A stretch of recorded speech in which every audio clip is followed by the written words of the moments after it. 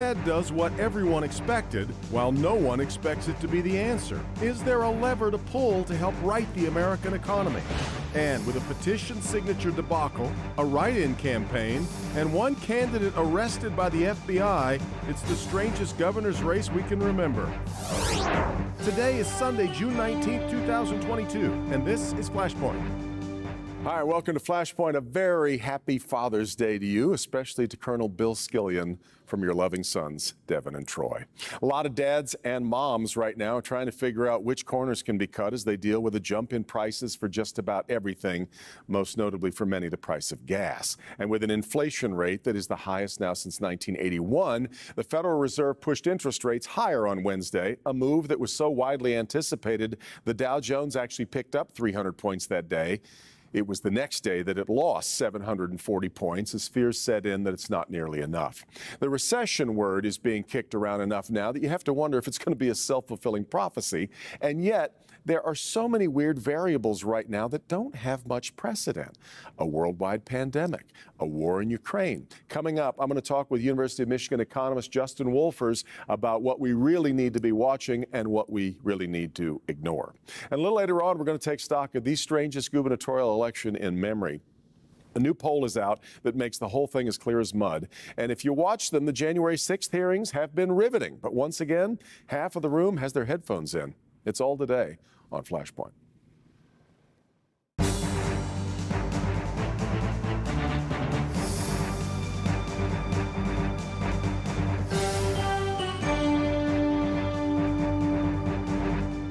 All right, to start today, I have long believed the job of journalism was to separate the important from the merely interesting, and isn't that a task right now, given the wild economic swings on top of our hyper-politicized atmosphere? And that's why I'm thrilled to have Justin Wolfers with me to start today. He's a professor of public policy and economics at the University of Michigan, and when I see his name pop up on a news or business channel or on a podcast, I lean in. So, Justin, great to have you here, and I want to start with kind of what I feel is your specialty, which is separating the difference between the headlines with what is actually happening. It was a bleak week in the minds of many. So is the sky falling or just sort of drooping a bit? Well, I also like to sometimes imagine the glass is half full. So let's start with the half full side, okay, which is that unemployment is at 3.6%, which is, it's nearly at a 50-year low. People are quitting jobs, finding new jobs, finding better jobs, and finding opportunities. People are starting businesses pretty much at record rates. So the state of the economy, if you think about it in terms of your ability to get a job, and for some people even to get a raise, is pretty good. The glass half empty is when an economy overheats and when the world gets complicated. And right now, we're in a very complicated world with Putin invading Ukraine and the rest of the hangover from the COVID pandemic. Where that's shown up most, thankfully, it hasn't shown up in jobs, but where it has shown up is in prices. And of course, we're all aware of prices at the pump have gone up a heck of a lot since Putin invaded Ukraine. A range of other prices have gone up as well. And so some people are finding it a little harder to make ends meet right now. You just pointed out, though, yes, you would feel like the real calling card here is that low unemployment rate. But I read that going back to the 1950s, if you have inflation at over 4% and unemployment at under 5%, every time that ends up adding up to a recession sometime in the next 2 years after that occurrence. Is that the case coming, or are we in a laboratory that we really don't understand? I heard you remark recently that there is no living economist right now who has lived through a worldwide pandemic. I think that's really important to bear in mind. Look, each of us psychologically wants to leave the pandemic behind us, and for our mental health, that might be the right thing. But for our economic managers, it's not. And the point is that the rules of a pandemic economy are fundamentally different than that of any other economy. So the patterns that have prevailed in the past may not prevail again right now. And as much as many of us are trying to get back to our regular lives, realize, first of all, that life is still very complicated in much of the rest of the world. China is opening and closing every second day, it seems, because they're still aiming for COVID zero. And realize that businesses that shut down less than a year ago, many of them are struggling to reopen. the new rhythm of work and the new rhythm of life, where first of all, we bought a lot of goods when we couldn't consume services during the pandemic. Now life's getting normal. We're trying to consume a lot of services, but not many goods. This is a wrenching change in the economy of a nature which I've never seen before in my life. And so naturally, there are going to be bumps along the road. I think any of us could have predicted there'd be some bumps. Very few of us predicted what those bumps would be. And it turns out the big bump right now is inflation. Are you comfortable with all of the talk? In fact, it almost feels like some people believe a recession is a foregone conclusion. What I hate is that for some, that is politically advantageous to have that happen, which I think is a horrible calculus that we live in right now. But do you feel like a recession is necessarily on the horizon? No. The word recession is dramatically overused out there. In economics, it has a very precise meaning. It means that the economy is slowing, it's going backwards, right. That we're producing less, that people get fewer jobs, that people are spending less. None of those things are true. What is true is inflation is uncomfortably high. That makes people cranky. And so then they use the first economic swear word, if you like, recession, that they can think of. Look, the reality is if the economy were going into a recession, we'd see a whole lot of early warning indicators going off, and none of them are going off right now. We're producing jobs at a rate that in normal times we would call a boom rather than the bust. So I'm not promising any of your viewers that we won't have a recession, but I am willing to tell you that the state of the economy right now in terms of getting people into jobs, getting people spending, getting factories back to work, all of that's looking pretty good right now. Well, we definitely need to have people who do have their hands on the few levers that are available. We need to have confidence in them. And let me start with the Federal Reserve. They seem to have completely miscalculated just how deep inflation was going to be. Lawrence Summers was urging them a long, long time ago to be moving interest rates up much more quickly than they have. They're already promising basically another big jump coming up later this summer. Do you have faith in the Fed? I do. Look, we all have to adjust our expectations. We had a dramatic financial crisis all the way back in 2008 that reshaped the economy of the 2010s, followed by the largest downturn of our lifetime. And the Fed, as a result, had to take extraordinary measures through the last 10 or even 15 years. We've had interest rates close to zero through that entire time. And the thing we've all got to remember is that ain't normal. That was the Fed trying to bail us out of an incredibly difficult and awkward situation. What they're trying to do now is bring us back to normal. Normal is that the interest rate on your mortgage is actually positive and you have to pay a bit each month. It's going to be painful for people who just bought houses or want to buy houses, but realize this is something we should all have seen coming, that at some point interest rates have to get back to normal, and normal is maybe 3-4%. I mentioned our politically charged world. A lot of people want to believe that the executive branch, and in particular the White House, has access to levers. Is there anything that President Biden should be doing, or is there very little that he can do but watch? Well, the important levers that the White House has and had were in managing the pandemic and both minimizing the impact of the disease, and I think at best we'd say partly successful, and then at minimizing the economic impact given that we had the disease, and there they were dramatically successful. That's why we have an unemployment rate of 3.6% right now, which 2 years ago, if you remember the dark days, many of us thought unimaginable. Now, that has come with a bit of a hangover. The hangover is inflation. Inflation is something that's best dealt with by the Fed, trying to create a more sustainable rate of economic growth that will translate to less price growth. There are a few things at the margin that the administration could be doing, but they're really relatively small. I'd like them to pay a little bit more attention to tariffs. I just installed solar panels. Why we're paying tariffs on solar panels, for instance, is crazy. Many of the elements of Trump's trade war with China were never dismantled. And if we dismantle some of those, that will help reduce prices. But overall, this is a job for the Fed. Well, lastly, just I want to ask you about the political environment that I mentioned earlier, where you've got some people it might actually work out in their favor if we were to fall further behind or into a recession. And we have what some people have pointed out as a real disconnect. There was a poll just as everyone arrived for the Mackinac Policy Conference this year. Everybody, their number one issue was the economy and inflation. But when you drilled down, you found out that more than 70% of the respondents said that their lives financially were either the same or better. We really are falling prey to what we're reading and hearing on television and radio, right? This is what one of my friends calls the I'm okay economy, which is you ask people about the state of the economy and they tell you it's dreadful, and you hear them use words like recession a lot. You ask them about their family and say, well, my family's doing okay. And actually, you look at what people are doing. If people really thought we're on the cusp of a recession, they'd be cutting back spending dramatically. Well, that's not true. They're spending like crazy. If they thought we're on the cusp of recession, they wouldn't be starting new businesses. That's not true. The reality is Americans are acting as if they're incredibly optimistic about the economy, even as they moan to the rest of us that they're pessimistic. I'm going to choose to believe the optimism for now. Let's do that. Justin, good to sit in on your classroom today. I really appreciate you being on Flashpoint. Thanks so much. You're welcome in class any day, mate. Yeah, thanks very much, Justin Wolfers, the economist from the University of Michigan. We'll bring in the roundtable right after this. This is Flashpoint on Local 4.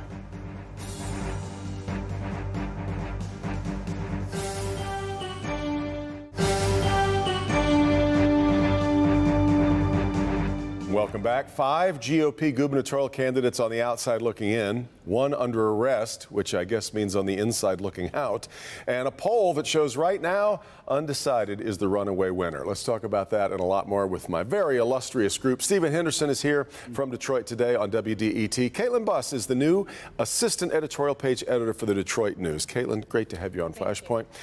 Nancy Derringer is the columnist with Deadline Detroit. Good to have you back too, Nancy. And Randy Richardville back with us as well, the former Michigan Senate Majority Leader. And Randy, let me start with you. Is this just the craziest governor's race we've ever seen, or does it matter because every re-election race for a governor just ends up being a referendum on the incumbent anyway? Except for one, and that would be John Engler. Mm-hmm. If you remember, John Engler on some cold, rainy, stormy night, out of no place, beat a 2-term governor, and that's the last time that it happened, that an incumbent lost. Now, if somebody comes out of this primary and is able to ride around the entire state in an old Oldsmobile and somehow have bad weather and get the mayor of Detroit mad at the Democrat, then there's a good chance that we could beat Gretchen Whitmer. Outside of that, I'm not sure. Oh, interesting. Steve, what are your thoughts? This has been just wild to watch. First off, we think we're at the end of all the court battles, right? Perry Johnson lost his bid, and now James Craig has announced a write-in candidacy. So maybe we're done with the courts anyway. Yeah, I think so. I mean, I think that the remarkable thing is the names that aren't in it that you would think might be. Randy Richardville. I don't know. He was a pretty prominent Republican once upon a time. Maybe I got time for a write-in thing. Yeah. You know, Brian Calley. Brian Calley was the lieutenant governor for 8 years, and is nowhere was never in the conversation about this. I mean, it really does speak to, I think, the influence that Donald Trump has over that party and how he has chased out a lot of the more moderate voices, and it speaks to the lunacy, I think, that he invites when you look at these candidates and the stuff they are talking about. The litmus test in this field is, do you believe that Joe Biden won the 2020 presidential election? And they all say no in one form or another. I mean, I can't imagine. Well, Mike Lindell told everybody at the convention, if you believe that Joe Biden won the election, you don't belong in the convention. Right. Yeah. I mean, it's just so far afield from what I think voters will want on that side in November. Caitlin, it's really interesting. You know, Will Rogers famously said, "I don't belong to an organized political party. I'm a Democrat." So Democrats are the ones that have always sort of been kind of all over the place. But this is a new level of really crazy disorganization, isn't it? Yeah, I think certainly from the top level down, it's been intentionally somewhat disorganized. I mean, they the Michigan Republican Party very intentionally did not want to get behind a certain candidate. They wanted to leave it up to the voters and let the voters work it out. And that is still kind of where they're at. The crazy thing with this election is that Whitmer is somewhat uniquely vulnerable. And there's so many undecideds out there, and there's so many other factors at play, you know, the economy and all these other things. So Republicans have really hurt themselves by going with this MO throughout this election, because it's really theirs to lose right now. Nancy, it's funny. Randy just sort of told us how unusual it might be with the things that might have to happen here.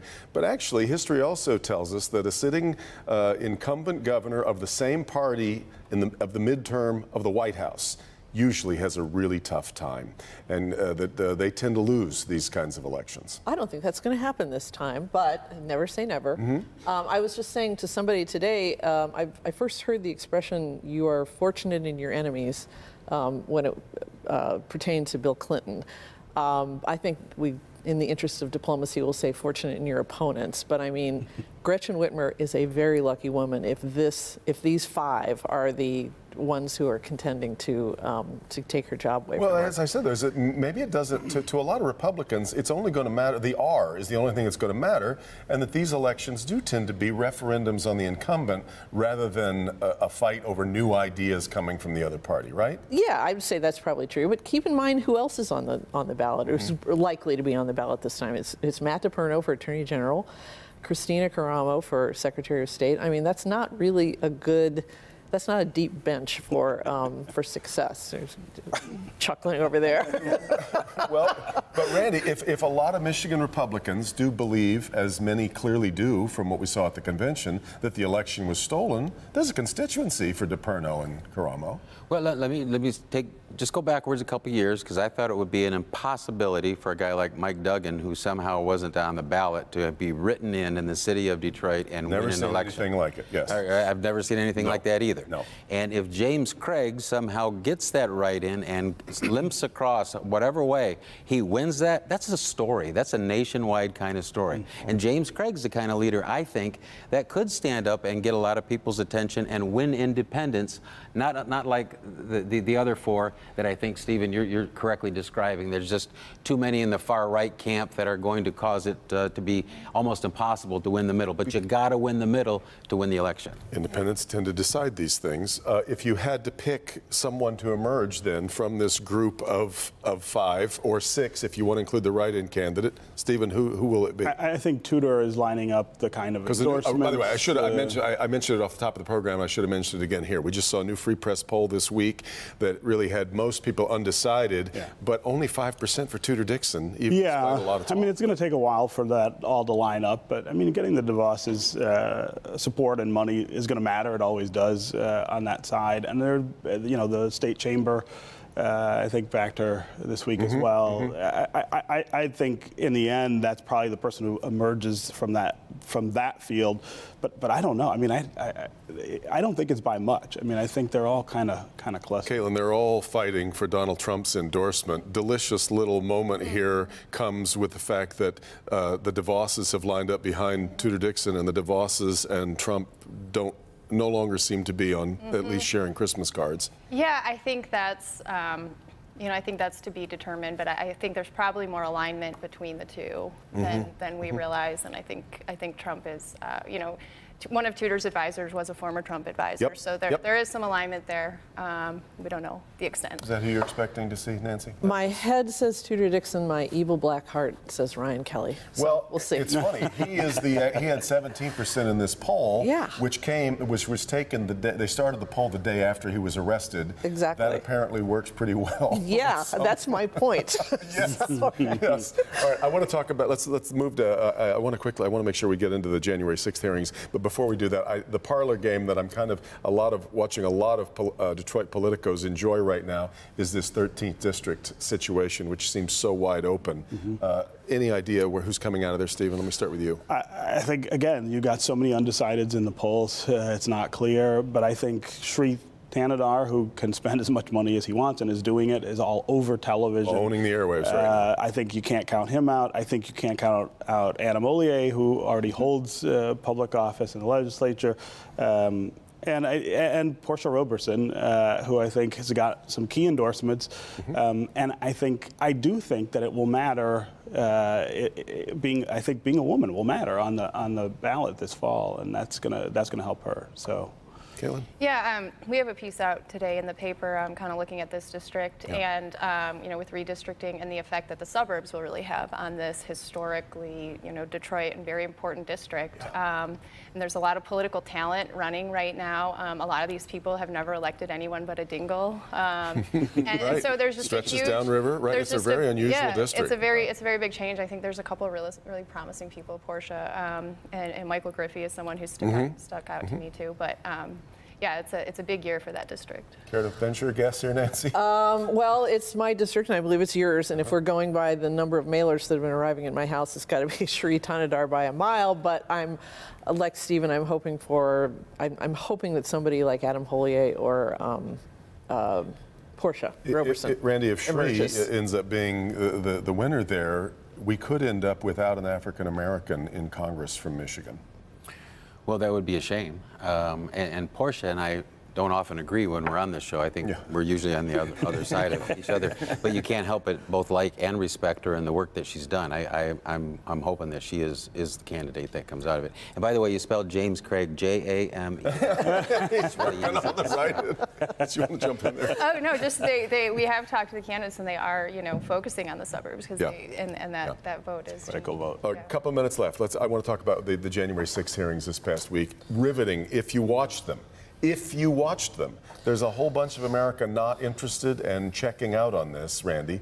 Very elegantly, I would say, prosecuted, because most of the people right now that we've heard from so far are Republicans and one-time Trump allies who are helping bury this idea that Donald Trump didn't know what was going on that day and actually thought that he had a chance to turn it over.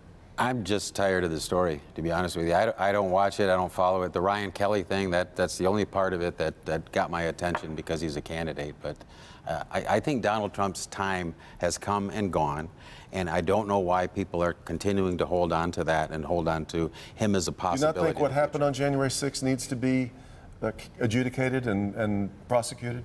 Maybe, but I was more talking about how you're saying who's watching it or who's interested. I think a lot of people are not interested at this point. Clearly so. Although the first night, Nancy, 20 million people tuned in to watch. Yes, and I would agree that the people who most need to watch this are not watching it, and for the people like us who are keenly interested, it is fantastic.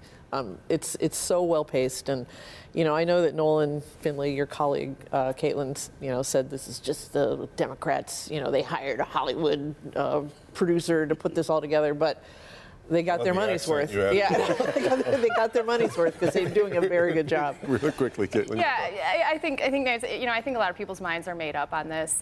So I don't know that it's gonna change a lot of minds. I do think it's important. I think the justice system should work itself out with this. I think it was a terrible event, but I don't think it's going to change a lot of people's minds. And I think it might be feeding into some of the narratives of this. Stephen, you get the last 30 seconds. Two audiences here. One is America, the other is the Justice Department. And I think somebody's going to jail. I mean, you can't watch this stuff and not see crimes all over the place. Yeah, it's been really interesting stuff. Thanks. This has been interesting stuff, too. And it's so nice to have everybody back around the table again, looking each other in the eye. Gang, thanks so much for being here. We'll wrap things up for Flashpoint right after this on Local 4.